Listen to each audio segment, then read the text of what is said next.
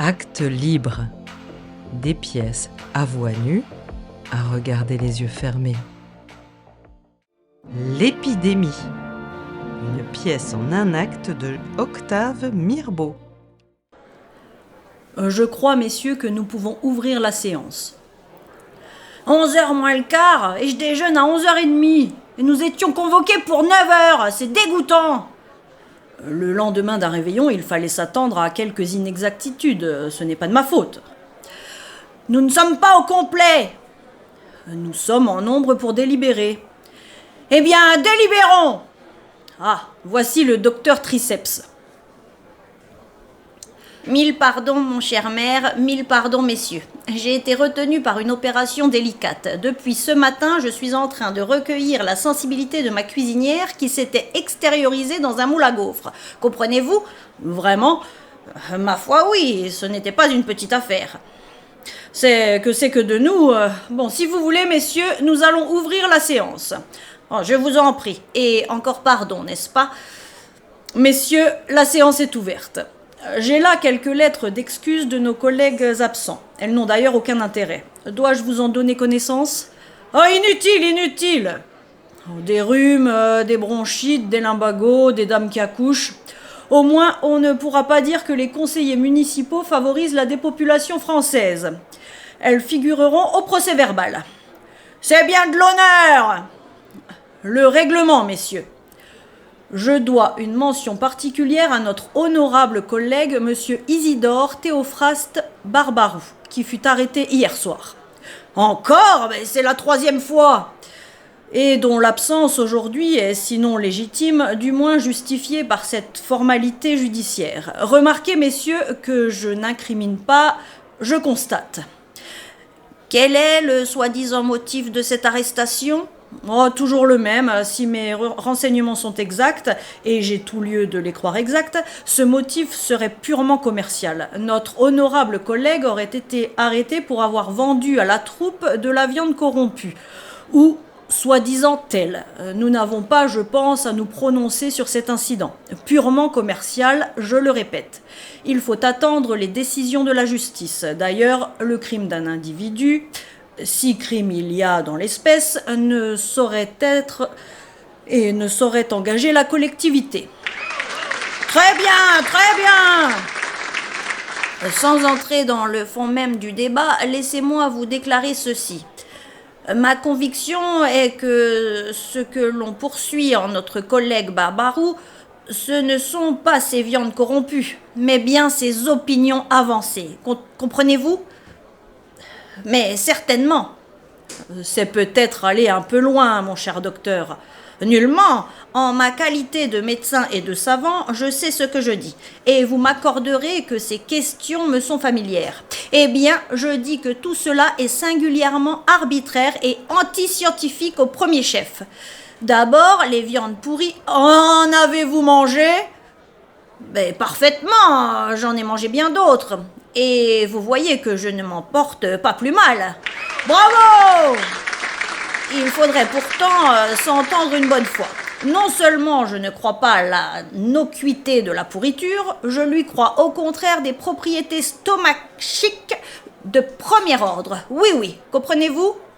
D'ailleurs, pourquoi la pourriture est-elle reconnue louable chez la bécasse et criminelle chez le bœuf ? C'est idiot. Toutes les pourritures doivent être égales devant la loi. Évidemment ! En présence d'une aussi grande et une aussi étrange anomalie, j'ai donc le droit d'affirmer que le procès intenté à notre honorable collègue Barbaroux n'est pas autre chose qu'un procès de tendance. Et je ne parle pas des entraves qu'il apporte à la liberté du commerce, diable. Du reste, je reviendrai sur cette question en temps et lieu, avec tous les développements juridiques, économiques, thérapeutiques et biologiques qu'elle comporte. Mais je demande que cette observation préliminaire soit consignée au procès-verbal. Le Conseil n'y voit pas d'inconvénient, eu égard surtout à la personnalité si considérable de notre éminent collègue, le docteur Triceps, dont les moindres opinions sont, pour tout le monde ici, un enseignement et une lumière. Consigné. Je remercie monsieur le maire de ses nobles paroles. Elles me vengent de bien des injustices professionnelles. Dois-je ajouter que notre collègue Barbaroux s'est toujours montré un boucher d'une loyauté parfaite envers ses clients civils. Et s'il est vrai qu'il a vendu des viandes inférieures et corrompues, ça n'a jamais été qu'à des militaires, dont je m'étonne que les estomacs soient devenus tout d'un coup aussi intolérants, et à des pauvres, ce qui n'a pas d'importance. Dois-je aussi consigner cette dernière observation ? Ma foi, qu'en pensez-vous ? Nous verrons cela tout à l'heure. Je vous donnerai la rédaction du tout à la fin de la séance. Très bien, j'aime mieux ça. L'incident est clos. Et maintenant, messieurs, nous allons, si vous le voulez bien, nous occuper de cette importante et urgente question pour laquelle je vous ai convoqué en séance extraordinaire et secrète. De quoi s'agit-il ? Silence, silence ! Messieurs, j'ai une nouvelle délicate et fâcheuse à vous apprendre. Mais rassurez-vous, messieurs, quand je dis fâcheuse, c'est pour conformer mon langage. Votre éloquence ! Pour conformer mon langage au langage usuel que des sentimentalités trop ombrageuses. Très bien, que de trop systématiques oppositions, des rivalités même, et si j'ose dire, de véritables empiètements de pouvoir, des abus d'autorité, en un mot. Parlez clairement, on ne vous comprend pas. Veuillez ne pas interrompre. Messieurs, dans ce que j'ai à vous apprendre, il n'y a rien de grave, rien qui puisse vous effrayer. La nouvelle en soi n'est pas extraordinaire, ce n'est pas à proprement parler une nouvelle, une de ces nouvelles qui... Enfin bref, messieurs, c'est, si je puis m'exprimer ainsi, un ennui périodique. Très bien, une crise annuelle, un retour offensif. À la question, pas d'allusion politique ici, nous ne sommes pas ici pour faire de la politique. Oui, il ne s'agit pas de politique. Il ne s'agit pas de politique. De quoi s'agit-il alors ? Pourquoi toutes ces précautions ? Pourquoi ce mystère ? Je ne sais pas de quoi il s'agit, mais... Si vous ne savez pas de quoi il s'agit, taisez-vous ! Je me tierai si je veux. Vous n'avez pas de leçon à me donner. Messieurs, je vous en prie. Nous ne sommes pas dans votre cabaret ici, avec tous les souteneurs et toutes les filles de la ville. Messieurs. Eh bien, venez-y donc dans mon cabaret, comme vous dites. Osez donc y venir. Cabaret, le meilleur café de la ville, le plus beau café de la ville, un café Louis XVI. Venez-y. Oui, j'irai pour le faire fermer. Je ne puis comprendre qu'on tolère des établissements pareils. C'est une honte, une immoralité, un attentat à la pudeur. Messieurs, et vous qui vendez des farines avariées, des petits morceaux de terre pour du café et des feuilles d'épinards sous le nom de Terrus, moi, oui vous, et vos petits beurres qui datent de la Déclaration des droits de l'homme. Assez. Cabaret, un établissement de premier ordre où j'ai installé un cinématographe. Messieurs, de grâce. Assez à la porte. Messieurs, je vous en supplie. Je fais appel à votre patriotisme, au sentiment d'union, de concorde, à votre dévouement municipal. Non, messieurs, il ne s'agit pas de politique, il s'agit de la ville, des intérêts de la ville, du salut de la ville que vous aimez, que vous représentez, que vous admirez, que vous administrez. Messieurs, une épidémie de fièvre typhoïde vient de fondre sur la ville. Une épidémie sur la ville ? Sur la ville ? Vous voyez bien, messieurs, qu'il ne s'agit pas de politique. Mais sur la ville, une épidémie sur la ville ? Mais quand je dis sur la ville, ce n'est pas tout à fait exact, Dieu merci. L'épidémie n'est pas sur la ville, elle est... Mais au fait, elle est où ? Elle est sur quoi ? Est-elle sur la ville ou non ? Précisez, pas d'équivoque, dites la vérité. Nous ne sommes pas des enfants, nous sommes des hommes, que diable ! Nous l'avons prouvé dans des circonstances plus graves. Quand la patrie était en danger, nous n'avons pas hésité à entrer dans la garde nationale. Elle est sur quoi, cette épidémie ? Sur quoi ? Allons, parler ! Sur quoi ? Vous ne me laissez pas parler. Elle est sur la ville et pourtant elle n'y est pas absolument, elle y est sans y être. Je m'explique. Mais écoutez donc! L'épidémie est sur l'arsenal et principalement sur la caserne de l'artillerie de marine. Ah, très bien, très bien! Ah, il fallait le dire tout de suite et nous épargner d'inutiles angoisses. Certes, nous ne craignons pas les épidémies, nous leur avons toujours opposé un viril dédain. Toujours, nous les avons traités par le mépris. Mais nous avons de la famille, nous avons des amis, que diable. Et l'arsenal n'est pas la ville, la caserne n'est pas la ville. Et puis, il y a tous les ans des épidémies sur la caserne, nous n'y pouvons rien. Cela ne nous regarde pas. Mais non! Du calme, messieurs, ne nous emportons pas. Procédons avec méthode. Combien de décès? Hier, 12 soldats sont morts, ce matin, 16. Ah! Et combien de malades? À l'heure actuelle, on compte 135 malades. Ah! Oh, c'est normal. Pas d'officier? Non, pas d'officier, heureusement. Le mal s'arrête aux adjudants. Il ne s'attaque qu'aux simples soldats et aux sous-officiers, comme toujours. C'est normal. Je remercie monsieur le maire de ses explications loyales et rassurantes. Enfin, je ne vois pas du tout, mais pas du tout pourquoi l'on nous a convoqués. Et cette épidémie n'est pas de notre compétence, j'allais dire de notre juridiction. Elle n'offre aucun caractère municipal. Une administration sage doit être en même temps prévoyante. L'épidémie peut s'étendre de l'arsenal à la ville, du militaire au bourgeois. Allons donc! Nous n'avons pas à prévoir des choses qui ne sont pas encore arrivées. Je connais la marche et, si je puis dire, l'esprit de ces sortes d'épidémies. C'est un esprit hiérarchique. Si, contrairement aux avis de la science, une pareille éventualité se produisait, si des symptômes alarmants et que nous n'avons pas le droit de préjuger se manifestaient, eh bien, nous aurions toujours le temps de prendre des mesures nécessaires. Dans l'état actuel, nous ne devons pas intervenir. À l'autorité maritime d'aviser, si elle le juge utile. Justement, messieurs, et c'est là où je voulais en venir, le préfet maritime est fort en colère. Je l'ai vu hier soir, il m'a dit que cela ne pouvait pas durer. Il prétend que les casernes sont d'immondes foyers d'infection, que l'eau bue par les soldats est plus empoisonnée que le purin des étables. Bref, messieurs, il exige que nous reconstruisions les casernes, que nous amenions de l'eau de source dans les casernes. Il exige encore, il exige, mais c'est de l'insolence, de la folie, du gaspillage. Nous n'avons pas d'argent pour de telles fantaisies, la commune est obérée, il nous faut reconstruire le théâtre. Décorer l'hôtel de ville, car enfin, est-ce un hôtel de ville? À quoi ressemblons-nous dans cette baraque? Il est inouï, le préfet, il est inouï.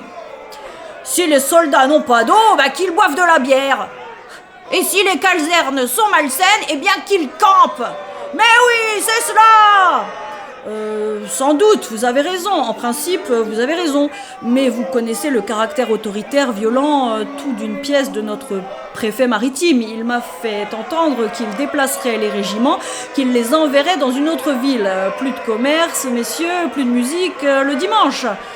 Ce serait une véritable catastrophe pour notre chère population. Je ne peux pourtant pas laisser crever mes soldats comme des mouches, m'a-t-il dit. Allons donc, il veut nous faire peur. Est-ce qu'on déplace un arsenal français comme un cirque américain? Est-ce qu'on transporte un port de guerre comme des chevaux de bois?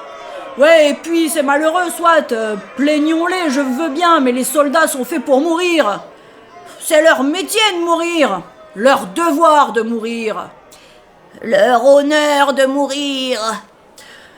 Aujourd'hui, qu'il n'y a plus de guerre, les épidémies sont des écoles de nécessaires et admirables écoles d'héroïsme. S'il n'y avait pas d'épidémie, messieurs, où donc les soldats apprendraient-ils aujourd'hui le mépris de la mort et le sacrifice de leur personne à la patrie?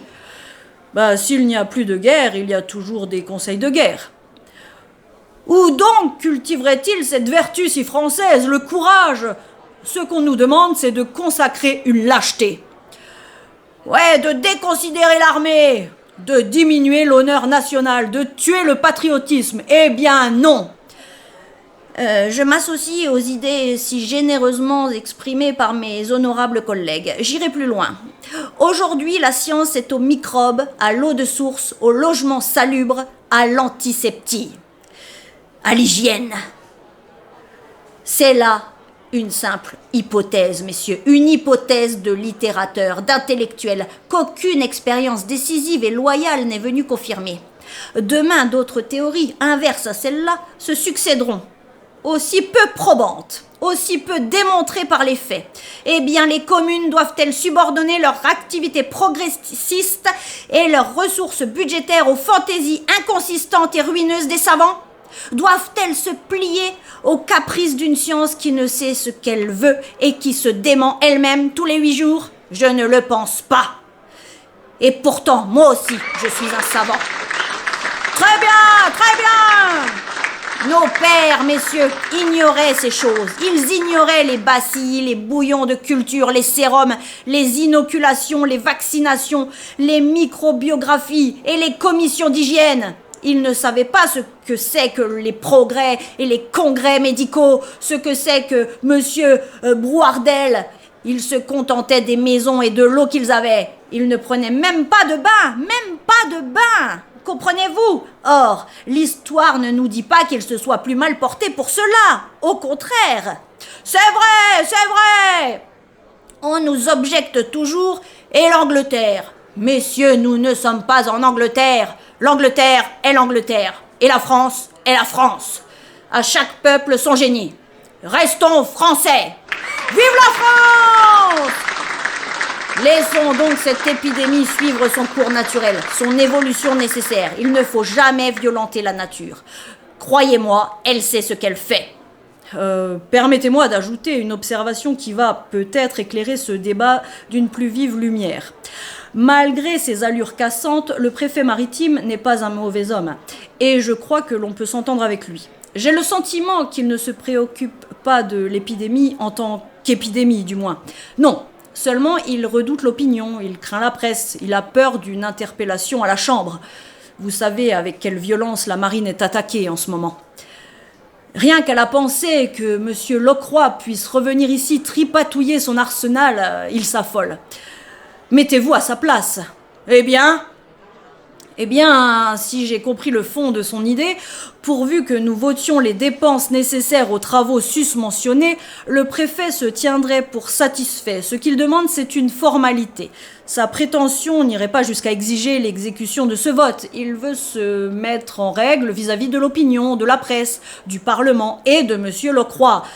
N'est-ce point, en somme, un désir légitime, une prudence louable ? Et dangereuse pour nous. Qui nous garantit la pureté de ses intentions ? Mais moi, dis-je. Ce n'est pas assez. Avez-vous un engagement écrit ? Non. Vous a-t-il donné sa parole d'honneur ? Non, mais j'ai quelque chose de plus. Quelque chose de mieux. Le souci de sa tranquillité. Oui, il faut se méfier. Mais pourquoi et de quoi ? Je vous assure que l'épidémie passée, il ne sera plus question de rien.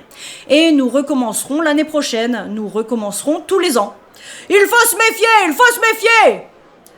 Autrement, songez aux luttes quotidiennes, aux hostilités sourdes, terribles, qui vont mettre la zizanie dans la ville, sans compter qu'elles seront préjudiciables à nos intérêts électoraux. Sans compter aussi que toutes nos femmes sont avec les officiers de marine. Ouais, parlez pour la vôtre ! Je méprise ces insinuations vulgaires. Où en étais-je ? Ah oui, avec les officiers de marine. Réfléchissez, messieurs. Ne vous heurtez pas à des partis pris, respectables sans doute, mais impolitiques. Dans les conditions que j'ai dites, je crois que nous pouvons voter les crédits, que nous pouvons même nous montrer généreux, puisqu'il ne nous en coûtera rien. Je proteste, ce serait établir un précédent déplorable. Ouais, toutes les casernes de France sont infectées. Toutes les eaux sont imbuvables. La fièvre typhoïde est une institution nationale. Ne touchons pas aux vieilles institutions françaises. Non, messieurs, ne touchons pas à ce qui fait la force de notre belle armée, à ce qui est son honneur, l'intrépidité devant la mort. Ne donnons pas à l'étranger le spectacle douloureux d'une armée française battant en retraite devant quelques problématiques microbes, d'une armée, messieurs, synonyme d'Austerlitz et de Marengo. Non, d'antiseptie et d'hygiène. Allez dire à votre maître... Ouais, après les admirables paroles que vous venez d'entendre et l'accueil enthousiaste que vous leur avez fait, je crois qu'il est inutile de mettre au voie la proposition concernant les crédits. Oui, oui, je m'incline, messieurs. Pas de vote, pas de crédit, pas d'équivoque, une situation nette. Il y a encore de grands cœurs français. Qu'est-ce que ce pli ? Je ne sais pas. Qui l'a apporté ? Un homme en deuil. Un homme en deuil ? Ah, un homme de la ville ? Je ne sais pas. Vous ne le connaissez point ? Non. Ah, et il est reparti sans rien dire ? Sans rien dire. C'est surprenant, je ne sais pas pourquoi, je pressens un malheur. Messieurs, il y a un malheur dans cette lettre. Ouvrez-la ! Ouvrez-la ! Je n'ose l'ouvrir. Allons. Ah! Ah mon Dieu! Qu'est-ce qu'il y a? Ah! Ah mon Dieu! Silence! Silence! Qu'est-ce qu'il y a? Messieurs, êtes-vous malades? Pourquoi êtes-vous si pâles? Messieurs, mais pourquoi tremblez-vous? Messieurs, une nouvelle incroyable, affreuse, foudroyante. Et parlez, parlez donc! Messieurs, un bourgeois est mort. Qu'est-ce que vous dites? Un bourgeois est mort, emporté par l'épidémie. Oh, ce n'est pas possible, ce n'est pas possible. Ne touchez pas à cette lettre. Brûlez cette lettre. Elle n'est peut-être pas désinfectée. Désinfectons, messieurs, désinfectons. Nous ignorons son nom, mais qu'importe. Nous connaissons son âme. Messieurs, c'était un bourgeois vénérable. Gras, rose, heureux. Son ventre faisait envie aux pauvres. Chaque jour, à heure fixe, il se promenait, souriant, sur le cours, et sa face réjouie, son triple menton, ses mains potelées étaient pour chacun un vivant enseignement social. Il semblait qu'il ne dût jamais mourir, et pourtant, il est mort. Un bourgeois est mort. Un bourgeois est mort. Un bourgeois est mort. Un bourgeois est mort. Il ne m'appartient pas, messieurs, de juger la vie du bourgeois admirable et fraternel que nous pleurons tous. D'autres, plus autorisés que moi, lui rendront ce mérité et suprême hommage. Messieurs, si le bourgeois dont nous déplorons la perte tragique et prématurée ne se signala jamais à la reconnaissance de ses compatriotes et de la ville, que, grâce à votre confiance, j'ai l'honneur d'administrer, par des libéralités matérielles, des actes directs de bienfaisance ou par l'éclat d'une intelligence supérieure et l'utilité d'une coopération quelconque au développement de notre vie municipale, qu'il me soit permis néanmoins, et je crois être l'interprète des sentiments unanimes de notre chère population, qu'il me soit permis, dis-je, de rendre à la mémoire du bourgeois inconnu et si cher la justice qui lui est due. Parlez, parlez! Oui, messieurs, Joseph, appelons-le Joseph comme son immortel aïeul, Joseph donc, en qui je peux considérer plus qu'un homme, un principe social, nous aura donné toujours l'exemple, le haut et vivifiant exemple d'une vertu. Ah, bien française celle-là. D'une vertu précieuse entre toutes, d'une vertu qui fait les hommes forts et les peuples libres, l'économie. Joseph aura été parmi nous le constant, le vivant symbole de l'épargne, de cette petite épargne que nulle déception n'atteint, que nul malheur ne lasse, et qui, sans cesse trompé, volé, ruiné, ne continue pas moins d'entasser pour les déprédations futures et au prix des plus inconcevables sacrifices, un argent dont elle ne jouira jamais et qui jamais n'a servi, ne sert et ne servira qu'à édifier la fortune et assouvir les passions des autres. Abnégation merveilleuse, messieurs. Tirelire idéal. Oh, bas de laine. Ah, quel malheur, quel malheur! Dans une époque troublée comme la nôtre, ce sera l'honneur de Joseph d'être demeuré fidèle, perface et néfaste, comme dit le poète, à des traditions nationales et gogotiques où notre optimisme se réconforte, si j'ose m'exprimer ainsi.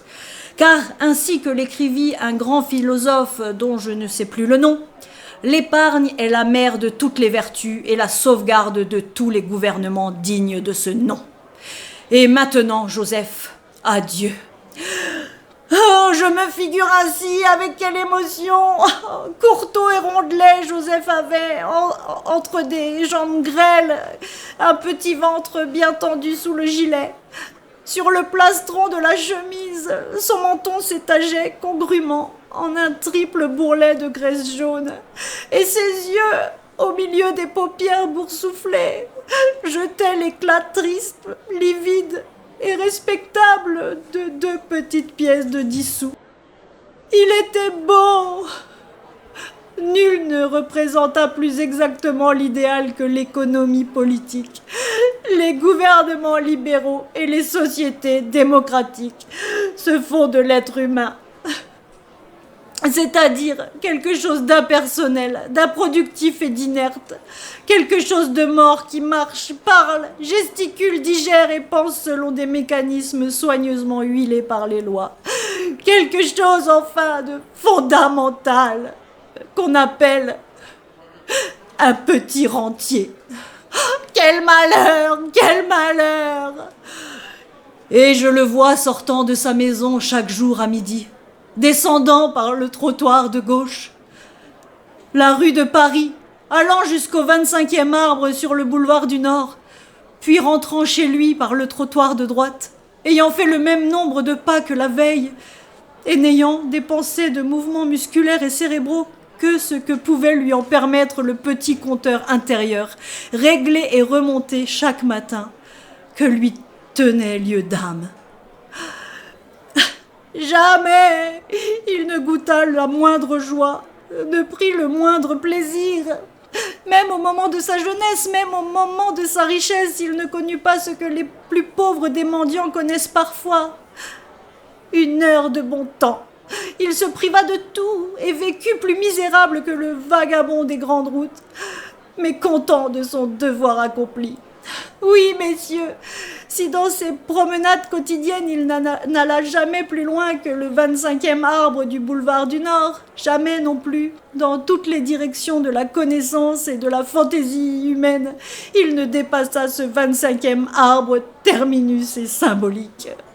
Il ne voulut accepter ni un honneur, ni une responsabilité, dans la crainte d'avoir à payer cela par des obligations, des charges, des affections peut-être, qui l'eussent distrait de son œuvre. Comme l'a dit monsieur le maire avec cette éloquence communicative dont je suis heureux de le remercier ici, Joseph économisa, Joseph épargna. Rien ne l'arrêta, ni les vols domestiques, ni les catastrophes financières, ni les conversions de la rente. Et, ô sublime enseignement, plus il épargnait, plus il se ruinait, et plus il se ruinait, plus il épargnait encore. Admirons-le, messieurs. Ah, quel malheur, quel malheur! Admirons-le, car il avait en toutes choses des idées saines et justes. Il ne donna jamais rien, on lui prit tout. Tout. Les lots turcs, les Honduras, les Panama, les mines d'or, que sais-je, firent successivement le vide dans sa caisse et dispersèrent les valeurs de son portefeuille aux 4 vents des cracks financiers. Mais, confiant et tenace, sans se plaindre, il recommençait sur ses propres ruines l'édifice patient et glorieux de l'épargne. Ce fut un héros, messieurs, ce fut le héros. Gambetta a dit que les temps héroïques étaient passés. Eh bien, il ne savait pas ce que c'était qu'un petit rentier. Oui, un héros modeste, silencieux et solitaire, comme il sut écarter de sa maison les amis, les pauvres et les chiens. Comme il sut préserver son cœur des basses corruptions de l'amour, son esprit des pestilences de l'art. Il détesta, ou mieux, il ignora les poésies et les littératures, car il avait horreur de toutes les exagérations, étant un homme précis et régulier. Et si les spectacles de la misère humaine ne lui inspirèrent jamais que le dégoût, en revanche, les spectacles de la nature ne lui suggérèrent jamais rien. Chaque matin, il s'en remettait au petit journal du soin de sentir et de penser pour lui. Ah, quel malheur, quel malheur! En conséquence, messieurs, j'ai l'honneur de déposer sur le bureau du Conseil les 2 propositions suivantes. Primo, les obsèques de Joseph seront célébrées solennellement et en grande pompe aux frais de la ville. Secundo, une statue lui sera élevée sur l'une de nos principales places. Oui, oui! Je propose en outre que l'on donne à une rue de notre belle cité son nom, quand nous le connaîtrons. Et qu'importe le nom, pourvu qu'on ait la plaque! Maintenant, messieurs, il ne faut pas nous laisser abattre par cette mort imprévue et irrégulière. Anti-scientifique même, comprenez-vous? Nous devons lutter. Oui, oui! Sursum corda. Oui, oui! Aux circonstances douloureuses, opposons les résolutions viriles. Oui, oui! Au péril qui nous menace, l'énergie qui en triomphe. Oui, oui! Moi, je pars demain. Et moi, je file ce soir. Êtes-vous prêts à tous les sacrifices? À tous! À tous! Oui, oui, à tous! Il nous faut de l'argent. Nous en trouverons. Nous en inventerons, nous en forgerons. Les emprunts, les octrois, les expropriations. Oui, oui, oui! Il faudra démolir les vieux quartiers de la ville, ces foyers d'affection. Nous les démolirons. Et les reconstruire. Nous les reconstruirons. Oui, oui, oui! Percer de vastes boulevards. Planter des jardins publics. Oui, oui! Des avenues. Oui, oui, des avenues, des avenues. Aérer les cours, immuniser les égouts. Multiplier les squares. Introduire des essences fébrifuges. Désagglomérer les collèges, les couvents, les maisons de prostitution, les casernes. Ouais, c'est cela, c'est cela! Il faudra faire jaillir de partout des sources d'eau pure, des sources larges et profondes comme la mer. Elles jailliront! Si elles ne jaillissent pas, nous irons les capter au cœur vierge des montagnes. Oui, oui! De la Suisse, des Carpates, du Caucase. Oui, oui! Il faudra des étuves puissantes, des appareils stérilisateurs toujours en marche, des filtres monumentaux, des entrepôts d'acide phénique, des laboratoires de chimie antiseptique. Oui, oui! Nous établirons des conseils d'hygiène en permanence. Bravo!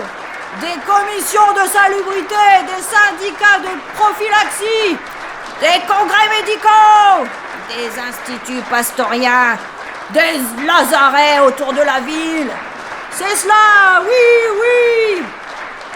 Votons guerre aux microbes, guerre à la mort, vive la science! Bonjour Joseph! Votons, votons! Oui, messieurs, nous allons voter. Nous allons voter des choses inouïes, des mesures exceptionnelles, révolutionnaires même, des sommes formidables. Mais auparavant, je propose au Conseil de flétrir par un ordre du jour Isidore Théophraste Barbaroux, dont les agissements criminels et les viandes contaminées ont peut-être aidé au développement de cette épidémie, à la virulence de cette contagion. Barbaroux est un misérable, un empoisonneur, un assassin, un socialiste. À bas Barbaroux! Mort à Barbaroux! Et maintenant, votons, mes amis. Je demande 10 millions. Ah, que voulez-vous faire avec 10 millions? Non, 20 millions! 50 millions! Eh bien, 75 millions! Non, faut 100 millions. Ouais! Arrêtez Arrêtons-nous à ce chiffre de 100 millions. Et si ces 100 millions ne suffisent pas, nous en voterons d'autres. Oui, 100 millions! Mais où trouverons-nous tous ces millions? Ah, nous les trouverons, monsieur, dans notre patriotisme. Bravo! Dans notre héroïsme. Dans notre volonté, dans notre foi. Oui! Au scrutin, messieurs, au scrutin! Au scrutin! Retrouvez Actes Libre sur toutes vos plateformes préférées de podcast et abonnez-vous aux réseaux sociaux de Cécile Cordebar pour plus de théâtre dans vos oreilles.